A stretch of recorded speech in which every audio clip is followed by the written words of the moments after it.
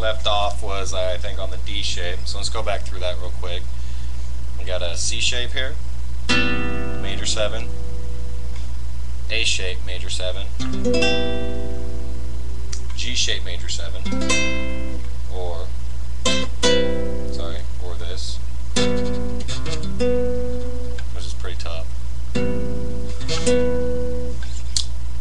That was a G shape, E shape, and then into a major 7, or, and then the D shape, which is this guy here. Take root, 5th, root. So you're just looking for those octaves. Take that octave, lower it 1/2 step. So if you know the chord formula for a major 7 chord, you need a 1, 3, 5, 7. If you know a dominant 7 chord, it's a 1, 3, 5, flat 7. So you're just going to take the 7 and flatten it. On the C shape, that's impossible with the open string and most of the fingerings on any other voicing. So what I do is I just eliminate the note that doesn't give the chord either a root tone or a quality. So if we're doing a 7th chord, a dominant 7, obviously you want the dominant 7, the flat 7 in there. You need to know if it's a major or a minor chord, so you need to have the 3rd in there. And you need to know what the root is, which is going to be C in this case. So you need a root, a 3rd, and a 7th. So the 5th is the guy that we're just going to kind of throw on out of there. So it's going to go like this. If you're looking at this chord shape, you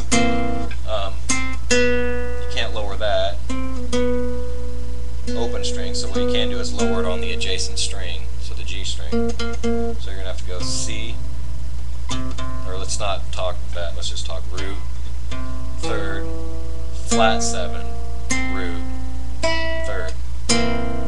If you want to add a 5th, you could probably bar with your 3rd finger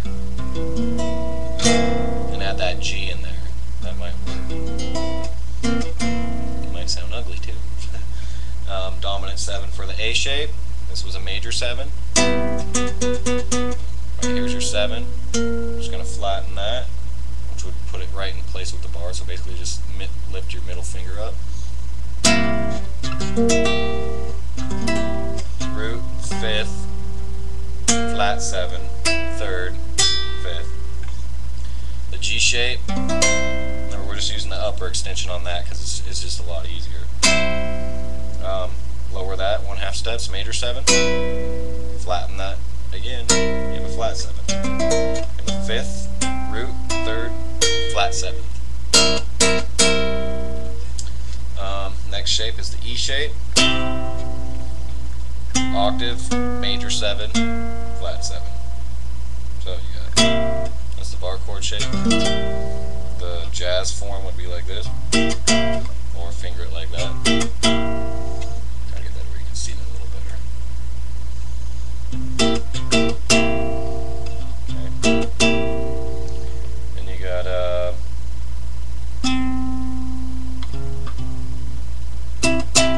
octave,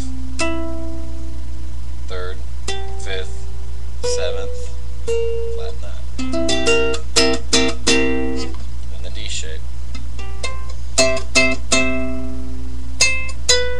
Flatten it, major 7,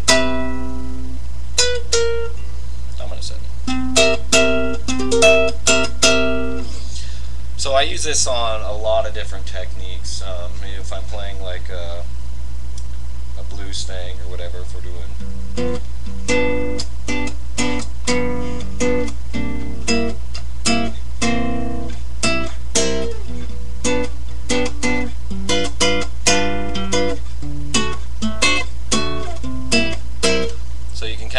you get like little chord melodies going on there.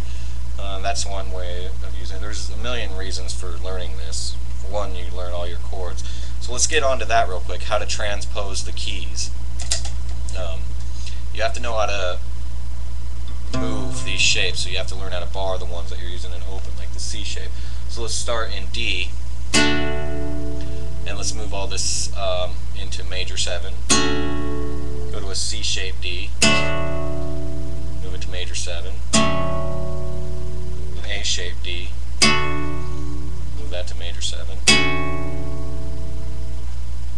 G shape, turn it into major 7. So now you have all your D major 7 chords.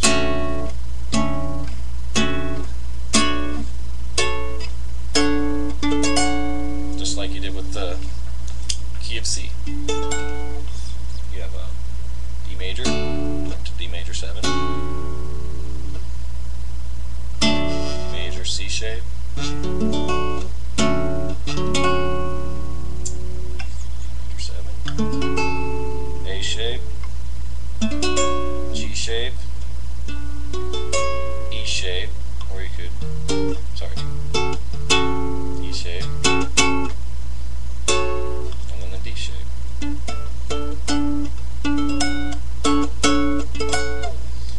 So let's say something called for a D flat major 7. That'd be pretty easy. If you know your D's, just move it down to D flat. Turn it into major 7. So there's all your D flat major 7 chords.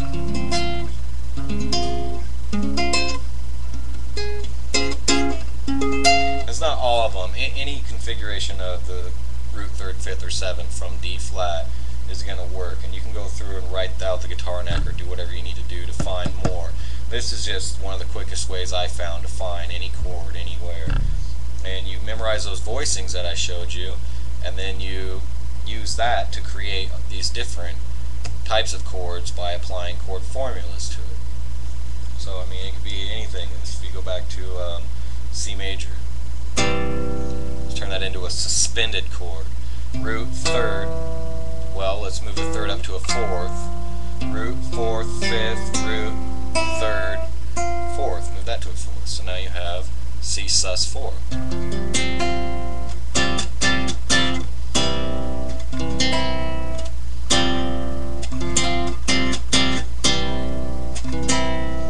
Stuff like that. So I just think it's very important that you go through, memorize the voicings, what voicings each of these are, and try and learn to apply chord formulas to it. And then learn them in a bunch of different keys. Every chord you know, every bar chord. You're doing F major bar chord. Do all your F major bar chords. Go up the entire neck and go through it. As far as your guitar will allow you, or your size of your fingers in some cases. Some guitars it's really hard to get up there. So these are all just basic chord formulas that I gave you. I think they're the primary of learning, you're learning diatonic sequence or whatever you're learning, the harmonized major scale. You should know how to make 3- and 4-note chords, and the most basics are major and minor for, there's one we should go over right there, minor. What's a minor? Take the 3rd and flatten the 3rd. So C major chord, that E's an open string, you're not going to be able to flatten that, so what you're going to have to do is take the 3rd, flatten that. Kind of a weird fingering. A shape, take that 3rd, flatten it. The G shape, it's going to be a little bit difficult. Sorry. No, you probably can't get the G shape unless you have gigantic hands. Do a major or a minor 7 pretty easily. Now remember that minor 7 or the dominant 7? Just take the 3rd and flatten it. And there's a new minor 7 shape. Go up to E shape. That minor. And then the D shape.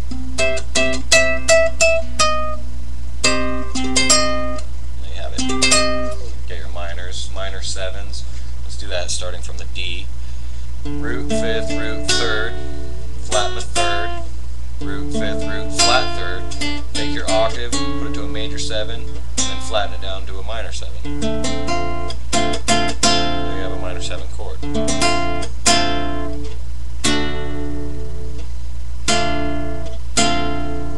Same with you take a, go from, and just use the C shape as a way to guide yourself up to an